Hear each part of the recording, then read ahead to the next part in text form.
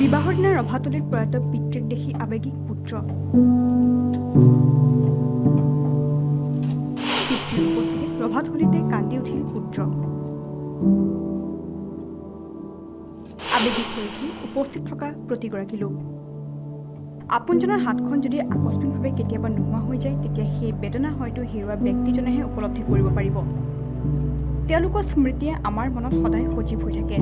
যেতিয়া বিয়াৰ দৰে ডাঙৰ অনুষ্ঠান হয়, তেতিয়া তেখেতৰ স্মৃতিয়ে পৰিয়ালৰ লোকক আটাইতকৈ বেছি আমনি কৰে। শেহতীয়াকৈ সামাজিক মাধ্যমত প্ৰকাশ হৈছে এটা ভিডিঅ', যিটো ভিডিঅ'য়ে এতিয়া আৱেগবহুল কৰি তুলিছে সকলোকে।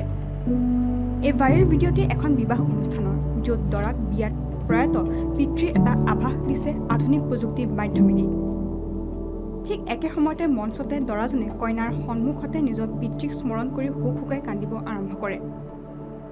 ভিডিঅ'টো হৈছে তামিলনাডুৰ এখন বিবাহ অনুষ্ঠানৰ। আচলতে দৰাৰ পৰিয়ালে তেওঁৰ চকুত ভাৰ্চুৱেলি ৰিয়েলিটি 3D চশমাৰ হেডছেট লগাই দিয়ে, য'ত তেওঁ দেউতাকক দেখাৰ পিছত কান্দি উঠে।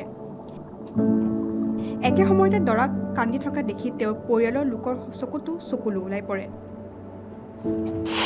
ভিডিঅ' দেখি আৱেগিক একাংশ ছ'চিয়েল মিডিয়া ব্যৱহাৰকাৰী।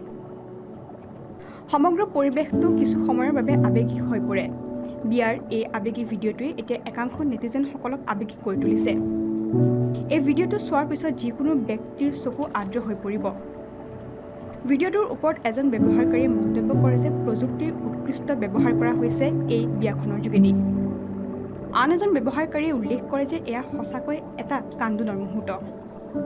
আন এজন ব্যৱহাৰকাৰীয়ে উল্লেখ কৰে, যেতিয়া আপোনাৰ ওচৰৰ পৰা কোনোবাই আপোনাক এৰি থৈ যায়, তেতিয়া আপোনাৰ হৃদয় ভাঙি যায়।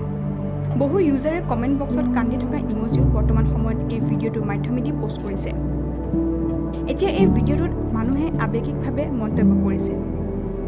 এই ভিডিঅ'টো বৰ্তমান 60 লাখতকৈও অধিক শ্বেয়াৰ হোৱা পৰিলক্ষিত হৈছে। News desk report, current generation.